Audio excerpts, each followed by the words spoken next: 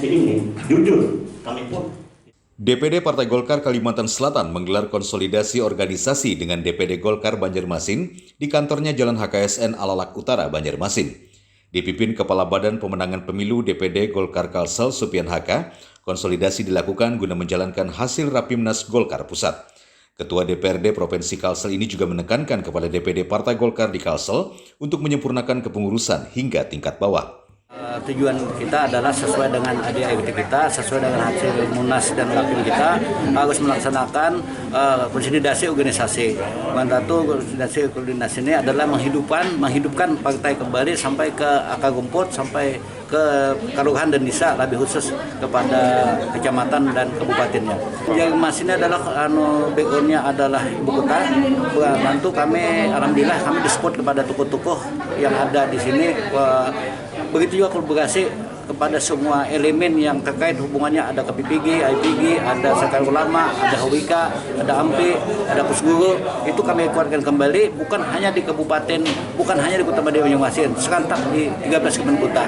Tapi berhubung Banjarmasin ini kita kemarin tuh kehilangan 3 kursi, harus meningkatkan kembali, awalnya 9 harus menjadi 10. Nah, 10 ini berat. Harus kita kubuti bersama, kerja keras semua, seperti yang sudah sampaikan tadi, kita kaitkan hubungannya emosional kepada masyarakat semuanya. Sementara itu, Ketua DPD Golkar Banjarmasin Haji Yuni Abdi Nur Sulaiman melalui Kepala Bapilunya menilai ada potensi besar Golkar bisa mendulang suara khususnya di Banjarmasin. Hari ini kita memang ada agenda konsolidasi. Saya pikir ini kami dari Golkar Kota Banjarmasin menyambut baik program ini karena memang sejak kepemimpinan di Kota Banjarmasin memang kita koordinasinya kemarin masih bersifat sepihak dan baru hari ini kita memang berkonsultasi dari atas ke bawah. Polarisasi ini sebenarnya sebagai penyiapan kita untuk menghadapi potensi-potensi politik yang akan terjadi tahun-tahun ke depan. Karena ini baru rumusan yang secara teknis pun belum dijabarkan.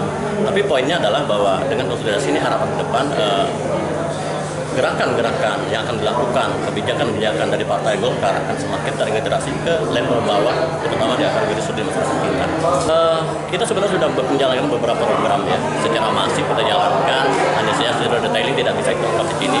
Tapi poinnya adalah apa yang sudah dilaksanakan selama ini masih dalam tatanan kepada keluarga-keluarga besar kita, dari aspek kemanusiaannya, sosial masyarakatannya. Itu yang kita sentuh saat ini kepada mereka.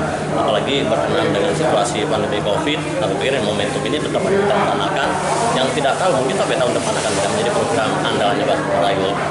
Kita sebagai orang partai, aku pikir kita juga punya target ya. Target yang harus kita optimisme, harus kita perjuangkan.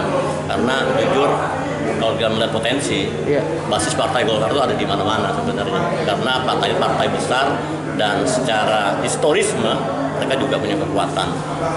Hanya saja aplikasi di lapangan ada kemunduran, baik secara nasional maupun secara regional dan lokal. Nah ini harus kita pahami, kita pelajari, sehingga untuk menstimulasi lagi ke depan, kita punya target raksasa dari ya, paling tidak 10 kursi dari jatah kursi yang ada di Kota Banjarmasin. Target serius dari DPD Partai Golkar diharapkan mampu terrealisasi pada pesta demokrasi selanjutnya. Terlebih di Kota Banjarmasin, Golkar masih memiliki peta kekuatan kuat. Dari Banjarmasin, Alef Hidayatullah, K1net.